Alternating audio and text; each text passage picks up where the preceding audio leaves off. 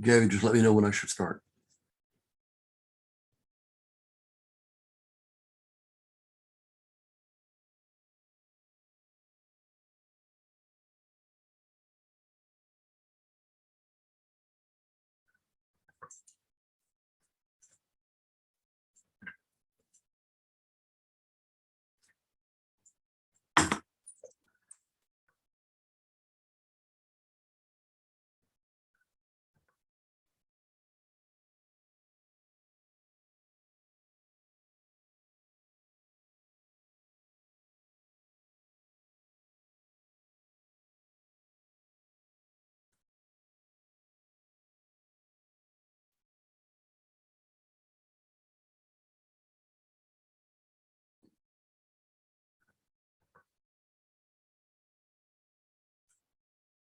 Good morning, everyone. Thank you so much for joining us this morning for our psychology and neuroscience session.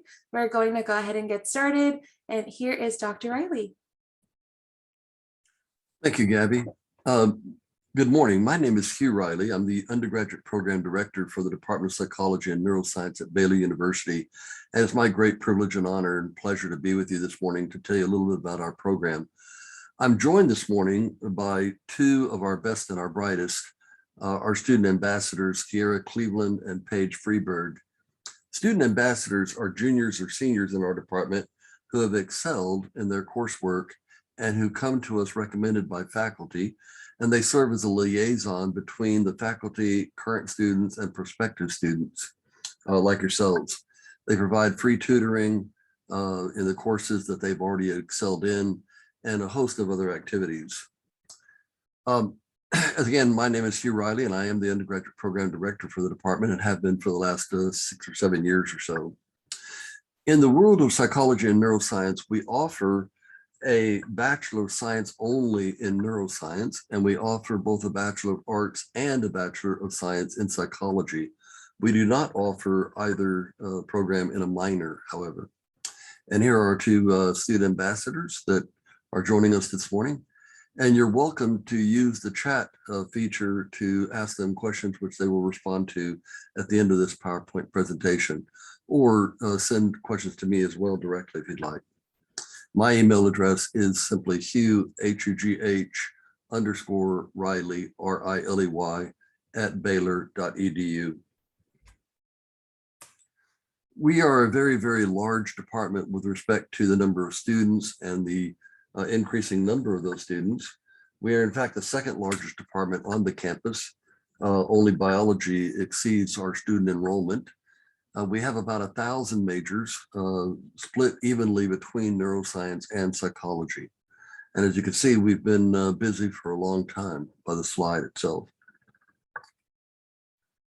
Most of our students go on to some kind of postgraduate opportunity, either medical school or dental school or some other pre-professional activity. A number of them, however, also go into graduate school or clinical psychology or a host of other activities. Some go into work as a clinical research assistant, and some work as a research technician for neuroscience especially. We're very, very successful in getting our students enrolled into postgraduate opportunities. About 80% of our neuroscience majors are in fact in graduate programs, either medical school, dental school, within 3 years after matriculation from our program. My own daughter was a Baylor BS neuroscience student and followed her mother into medical school. So now I have two women in my life, my wife and my daughter, who are both physicians. About 60% of our psych majors are in graduate programs. Many of them, especially in the BS psych world, also pursue the medical route or dental route or other health related services, and also within that same time frame. When you come into Baylor and enroll in our department through the College of Arts and Science, you actually enroll as a pre-psychology or as a pre-neuroscience student. We adopted this program several years ago. The intent is to identify students who are going to be academically successful in our program, and if not, to help divert them into a major that is more in line with their own God-given strengths and talents and abilities. Once the students have taken a particular set of courses, and illustrated here for you for the pre-psych program, and they've earned certain grades and grade point averages in those courses, then it's my honor as the undergraduate program director to send them an email and invite them to the major itself. As you can see, they'll take Introduction to Psychology, which is Psychological Science, like 1305, Introduction to Neuroscience, which is Neuroscience rather, 1306, and its accompanying lab, 1106. Statistics, which is Psychology 2402, they have to make a B or better in one of those three courses. They have to maintain an overall GPA of 2.25 for BA or 2.75 for Bachelor of Science students through those 45 hours. They also have to take our new student experience course, 1101. Just as a hint, Baylor's nomenclature for courses, the first number identifies whether it's a freshman, sophomore, junior, senior level course. In other words, 1 is a freshman, 4 is a senior. The second number are the number of credit hours the student earns in that class. So as you can see, the 1106 lab that accompanies our Introduction to Neuroscience course is a freshman level lab that awards the student 1 hour of course credit. For the pre-neuro folks, they have to take the Introduction to Neuroscience course and its lab. They need to make a B or better in that course to matriculate into the major itself. They also take our Introduction to Psychology 1305 Psychological Science course, and they too have a 2.75 GPA through those 45 hours, and they also take that new student experience course. By the way, our student ambassadors also attend that new student experience course in order to provide a student's perspective and insight into the transition between high school and college life. What other classes might the student take? Well, as you can see from the list, there's a long list of courses that we offer. We have a significant amount of student feedback indicating these courses are well received and well enjoyed and beneficial and apply to the everyday world, and certainly help prepare those students for their postgraduate opportunities.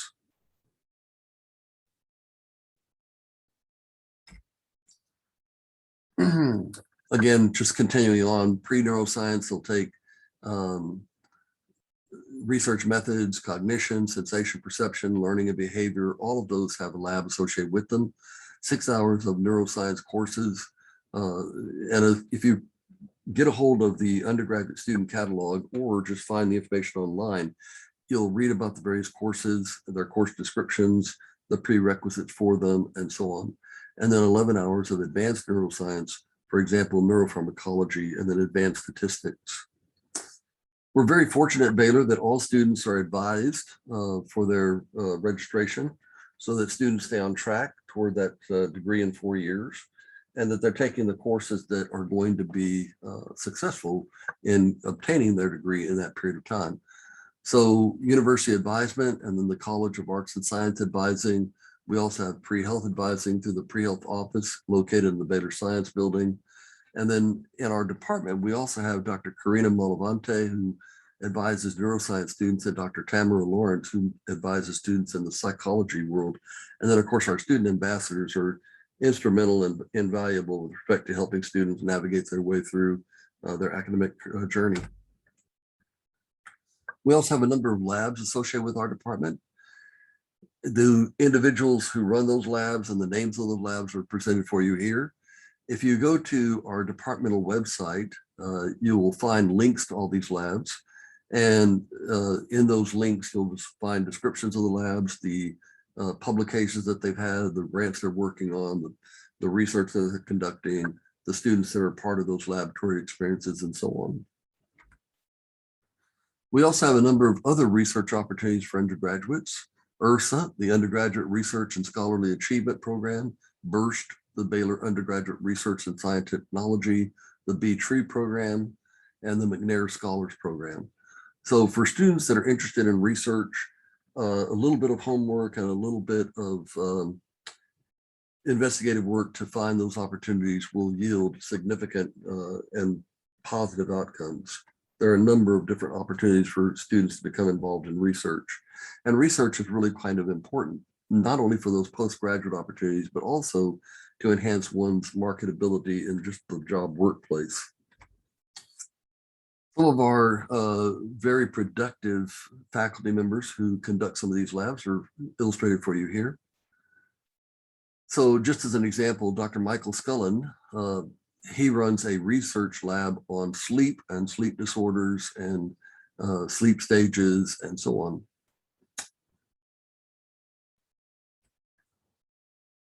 As I mentioned, our website will provide you with an incredible number of opportunities to investigate our department further, identify those degree requirements. There's also a frequently asked question page, the links to the faculty research, and our strong commitment to diversity, equity, and inclusion so that everyone has an equal opportunity for success, both at Baylor and beyond.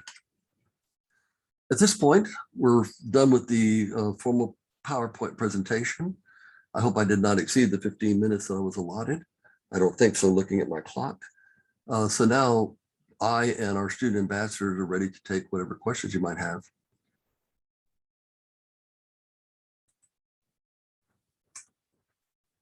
I see a question here. If I went the route of neuroscience, could this lead me in becoming a neurosurgeon? Well, it'll lead you into medical school, and then your success in medical school will determine the residencies that you're qualified for. There's an academic exam taken toward the end of medical school that you have to excel in order to get into different kind of medical specialties, one of which, of course, is neurosurgery. Double majoring is possible because we have reduced the core curriculum just recently. But when students take double majors because they think that they have to in order to be successful into those postgraduate opportunities, I usually advise them that that is not necessary. What is necessary is a really strong grade point average and then a really strong performance on the pre-qualifying test, the MCAT or the LSAT for law school or the dental aptitude test and so on. There's a question here about Bachelor of Arts versus Bachelor of Science. If you're strong in math and science, then I strongly encourage you to pursue the Bachelor of Science degree. But if you're not, if those are not your fortes, if those are courses that you're going to struggle in, realize that your GPA is critically important. So you have to build and maintain a strong GPA. So if that is more successfully done with a Bachelor of Arts, then certainly pursue that Bachelor of Arts program. On the other hand, if you think you'll excel in the science and math programs as well, then certainly you should pursue that avenue. Psychiatry is a specialty for medicine. So after people graduate from medical school, they will go to a psychiatric residency program. So if somebody tells you they're a psychiatrist, they in fact have been to medical school, they in fact have an MD after their name, they in fact are able to prescribe medication as any physician could. A clinical psychologist typically does not have a psychiatry background. They did not go to medical school. Instead, they went to a clinical psych program and they earned either a PhD, a Doctor of Philosophy and Psychology, or a Doctorate of Psychology degree, which is a PsyD degree.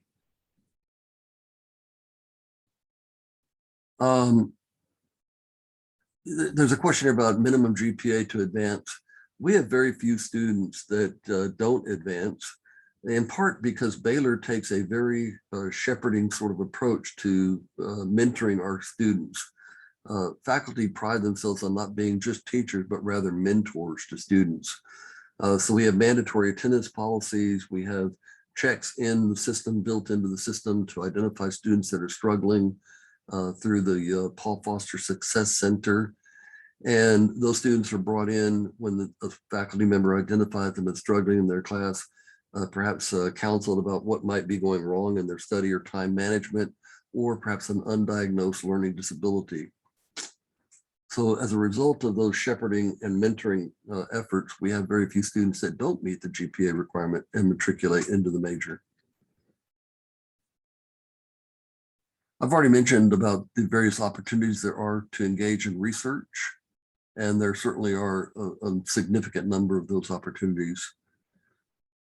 Music therapy and double majoring, again, If somebody is interested in a separate discipline, then my strong recommendation is go for it. Because that which you're interested in, you're likely to put time and effort into, and therefore you're likely to be successful. My caution is only if you're double majoring because you think you have to in order to be successfully admitted to a postgraduate program. But if you're interested in music, then and you're going to take a lot of music classes, then certainly either double major in psych and music, or minor in music as you prefer. All right. Paige and Tiara, if you want to unmute your mics, you're also welcome to address these questions verbally or simply respond in the chat room.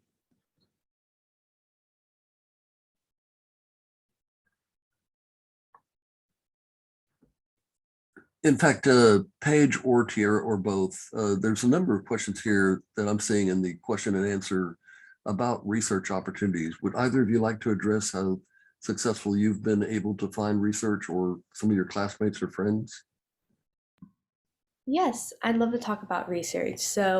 Um, that's one of the strengths about the department at Baylor, and I think one of the best parts about the department. And I started getting involved in research my first semester at Baylor, which is not something that everyone does. It's typically recommended to start your sophomore year or start your second semester freshman year.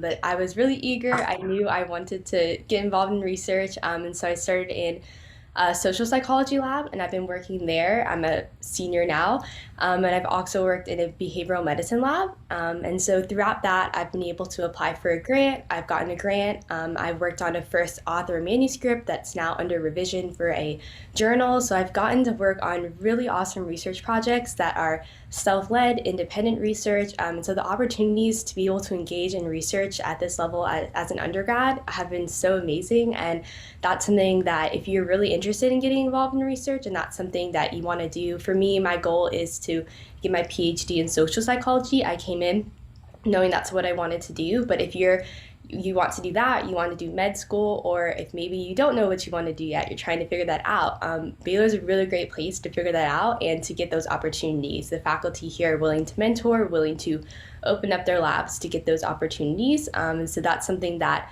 I would really recommend if you're interested in doing. Those opportunities are available if you're willing to pursue them. And it's all about finding what are you interested in? What do you want to spend your time doing in research? So I definitely recommend that. And it's really just personal choice of when you want to get involved, how it works with your schedule. But yeah, I definitely recommend getting involved in research, and that's something you're excited and eager about. I think Baylor is, in this department, is a great place for you to do that.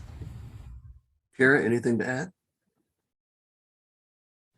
I think Paige hit it pretty well. Like there's some opportunities too. I started later. I started my junior year. So I was a student athlete and just didn't work on my schedule at the time. But long as you reach out, you have a great work ethic and you're just willing to dedicate the time to the lab. The faculty members are very welcoming and awesome mentors, and I've had a great experience with research labs. Thank you both for that input. I see another question in the question and answer section. How competitive is the undergraduate program for neuroscience? I'd like to briefly address that issue. Many students come from very, very successful high school backgrounds, academically successful, which is wonderful. We recruit high ability students. We're privileged to have a number of undergraduates who have been academically successful at the high school level. And that's just all wonderful. However, let me caution you, college is not high school. There is a significant transition that's required no matter which college you attend or which major you pursue.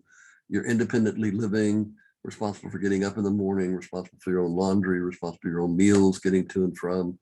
And the college environment, if it's done correctly, should be a little more demanding than what you might have experienced in high school. So it's really important to develop good study strategies and good time management, and to not let exaggerated expectations about how easy it might be to be successful in college derail you from that success. The psych program and the neuroscience program at Baylor these are rigorous classes. They are academically challenging. They're certainly doable, and we have a number of tutoring opportunities, free opportunities for tutoring. both through the Paul Foster Success Center and our student ambassadors. But it's really important that students identify their need for help early and recognize that they might need some help. So it is a competitive program. These courses are academically rigorous and challenging, and it's simply not high school. So you have to be prepared for that and take some time to adjust to it. Paige or Tierra, any contribution to that discussion?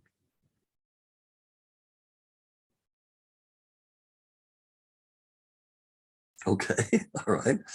I see another question about internships. We do have a course, 3V90 in our junior level course that is community involvement, where students will participate with one of our mental health facilities or other health related services in the Waco area. And it gives them that internship sort of experience or opportunity to see what the needs of the community are and to contribute to those needs. I see a question about what if a student gets below a B in the introduction to neuroscience course, they still wanted to pursue neuroscience. Unfortunately, that is a gateway course, and you have to make a B or better in that course in order to continue on in the neuroscience program. So it's really important to realize what I mentioned a moment ago, that the need for perhaps different and better study strategies, as well as different time management, and to take advantage of the tutoring opportunities. There's also another opportunity that I failed to mention, and my apologies for that. A number of our courses at Baylor have what we call an SI, a supplemental instructor. These are Baylor students who have taken the course, who have excelled in the course, who are then handpicked by the faculty to provide additional tutoring and supplemental instruction in that course. They typically have 1 or 2 events per week that the students can attend and ask questions. They go over the material that was presented. It's really important to participate in those SI sessions. Research shows, or data shows, that people that do typically get a half a grade higher or to a full letter grade higher if they attend our SI sessions. Are Baylor students prioritized for MD admission over outside students? That's a really interesting question, and the answer is no. However, the numbers might indicate otherwise. Our pre-health program is extraordinarily successful getting students into medical school. So Dr. Rich Sanker is the director of that program, and Baylor can boast 75% successful admissions into medical school through his office activities, whereas a number of other universities in Texas can usually only boast half that number. So it does tend to make people think that Baylor students are prioritized. We simply do a very, very good job making sure students are competitive for medical school, making sure students understand the MCAT score, the GPA, the shadowing experiences, the community service, the letters of recommendation, and good interviewing skills that make them more competitive and successful applying into medical school.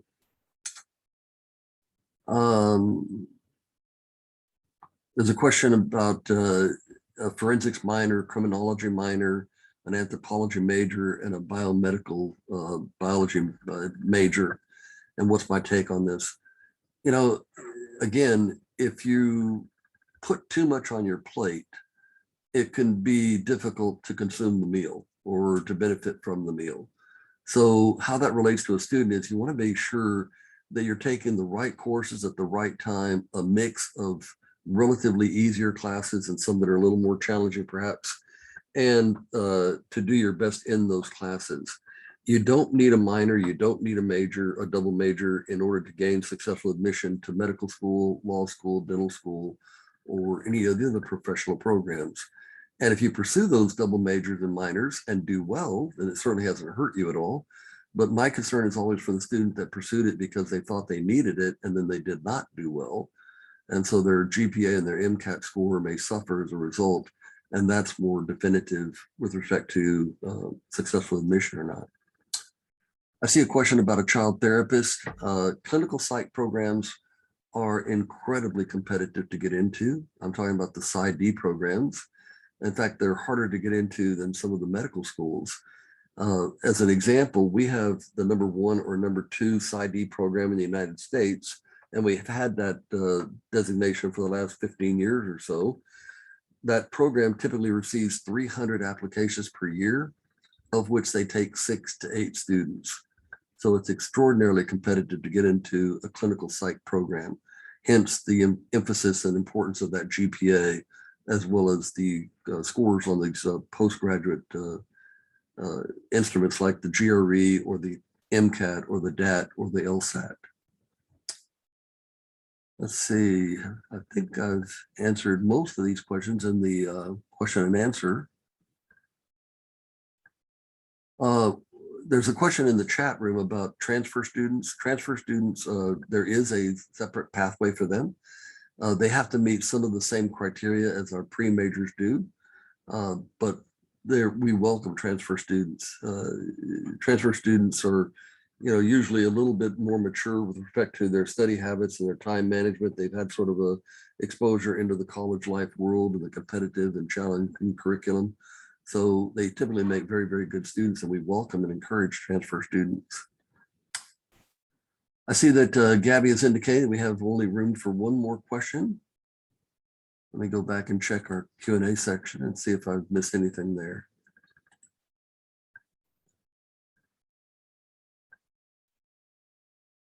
I'm not seeing anything new that I haven't already addressed. Once again, my email is Hugh, HUGH_Riley, RILEY @Baylor.edu. And if you do have a question that we did not cover, please don't hesitate to send me an email. I'm happy to address your questions via email.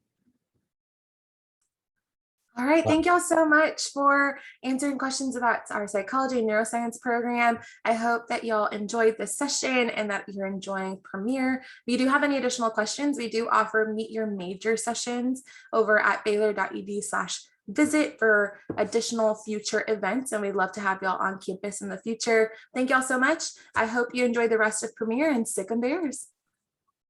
Bye, guys.